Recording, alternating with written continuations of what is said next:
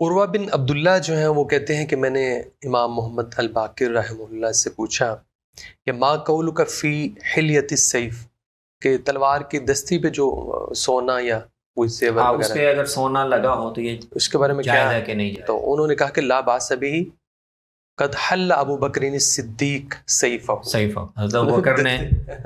تلوار کے دستے پہ زینت کے لیے لگایا ہوا سونا لگایا ہوا تھا۔ تو انہوں نے کہا کہ وتقول الصدیق، آپ ان کے نام کے ساتھ صدیق بولتے صدیق کہہ رہے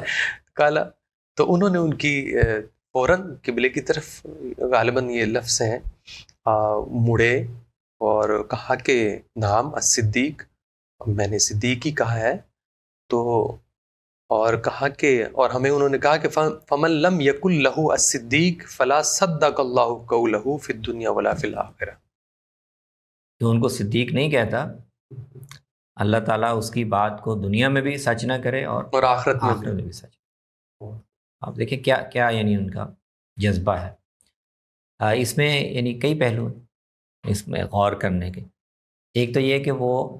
بظاہر ایک فقہی مسئلہ چھوٹا سا پوچھا گیا ہے اور وہ سند کے طور پر سیدنا ابوبکر کا حوالہ دے رہے،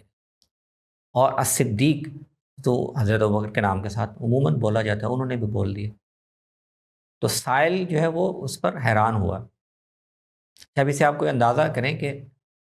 سائل حیران ہوا ہے، اس کا مطلب یہ ہے کہ اس کو ماحول سے جو تاثر ملا ہوا تھا وہ یہ نہیں تھا۔ بالکل ٹھیک، بالکل ٹھیک، تو ان حضرات کے ہوتے ہوئے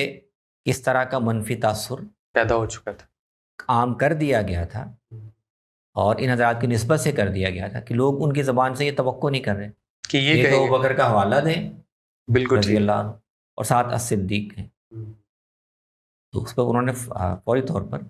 درست یعنی اپنا ریاکشن دیا کہ وہ بالکل صدیق تھے، اور ان کو کوئی اگر صدیق نہیں کہتا تو وہ خود جھوٹا ہے۔ اللہ تعالیٰ نہ دنیا میں اس کی بات کو سچ کرے یا سچ مانے، اور نہ آخرت۔